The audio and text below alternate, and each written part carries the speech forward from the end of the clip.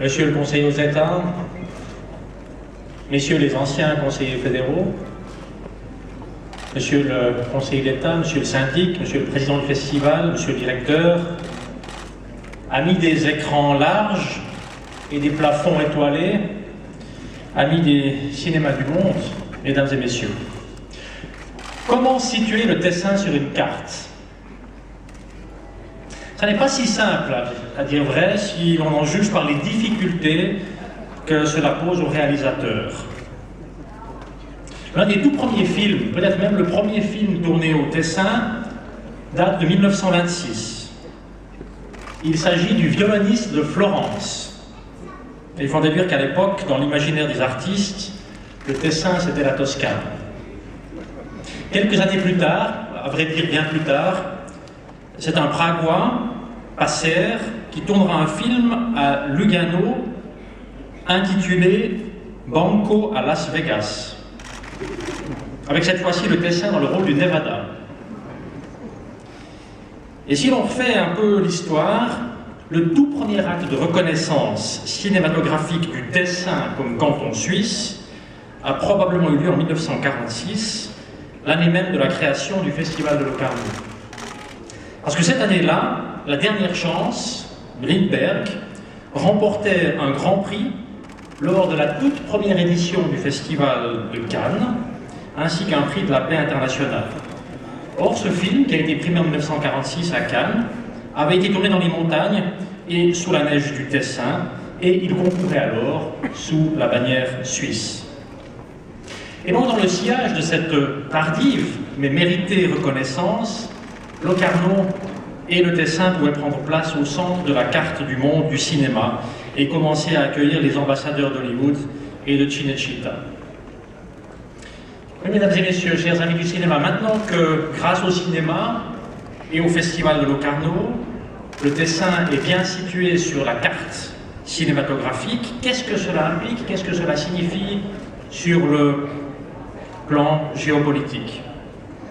En 1946, au moment de la création de ce festival, une nouvelle Europe était à construire. Et c'est peu dire que ces deux institutions, l'Europe et le Festival de Locarno, ont grandi en parallèle. Et si l'Europe aujourd'hui traverse une période de doute, une période de crise, le Festival de Locarno, lui, se porte bien, se porte très bien. Son offre cinématographique s'est enrichie. Les sélections, les manifestations parallèles ont proliféré comme autant d'États membres, créant un mélange des langues et des cultures. Et sa programmation est devenue aussi beaucoup plus complète, beaucoup plus complexe.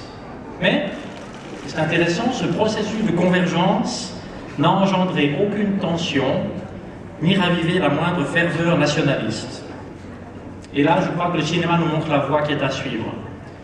Le cinéma sait abolir, c'est comment on peut abolir les frontières, comment on peut faire disparaître les incompréhensions. Et dans ce monde de l'imaginaire façonné par les artistes, le cinéma anglais peut même continuer à se rêver européen. Ja, meine Damen und Herren, in Locarno erfindet sich die Schweiz jedes Jahr wieder ein Stück weit neu. Und zwar als Land, das seine Kultur pflegt, indem es sich der Welt öffnet. Und dieses Filmfestival hat eine enorme kulturelle Bedeutung für die Schweiz und natürlich ganz besonders auch für das Tessin. Und es ist gleichermaßen unverzichtbar für die einheimische Filmszene wie für das anspruchsvolle internationale Filmschaffen. Dass der Beitrag ans Filmfestival Locarno den Löwenanteil der gesamten Festivalunterstützung ausmacht, ist eine Anerkennung der stets hohen künstlerischen Qualität.